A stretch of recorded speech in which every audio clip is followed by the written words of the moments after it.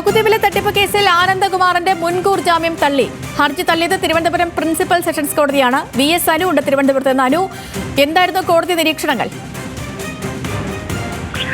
സേതു, പകുതിവില തട്ടിപ്പ് കേസിലാണ് ഇപ്പോൾ പ്രധാന പ്രതികളിൽ ഒരാളായ അനന്തകുമാറിന്റെ മുൻകൂർ ജാമ്യം തിരുവനന്തപുരം പ്രിൻസിപ്പൽ സെഷൻസ് കോടതി തള്ളിയിരിക്കുന്നത്. നേരത്തെ കഴിഞ്ഞ ദിവസം ഈ മുൻകൂർ ജാമ്യാപേക്ഷ നൽകിയപ്പോൾ തനിക്ക് ഇക്കാര്യത്തിൽ പങ്കില്ല, ഈ പണം ലഭിച്ചത് ട്രസ്റ്റിനാണെന്ന് ആനന്ദകുമാർ വ്യക്തമാക്കിയിരുന്നു. വ്യക്തിപരമായി തനിക്ക് ബന്ധമില്ല, തട്ടിപ്പിനെ കുറിച്ച് ആനന്ദകുമാറിന് അറിയാമായിരുന്നു എന്ന് അതേസമയം പ്രോസിക്യൂഷനും പോലീസും നിലപാടെടുത്തു.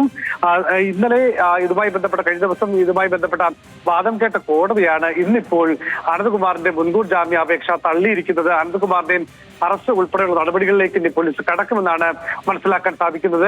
ഏറ്റവും പ്രധാനമായി ഈ പകുതിവില തട്ടിപ്പ് കേസിൽ അനന്തകുമാറിന് ഈ കാര്യങ്ങളൊക്കെ അറിയാം എന്നുള്ള ഒരു കാര്യം പ്രോസിക്യൂഷന്റെ വാദം കോടതി അംഗീകരിച്ചു എന്നത് വേണം മനസ്സിലാക്കാൻ ഈ മുൻകൂർ ജാമ്യാപേക്ഷ തള്ളിയതിലൂടെ. ഓക്കെ, വ്യക്തമാണ് VS അനു.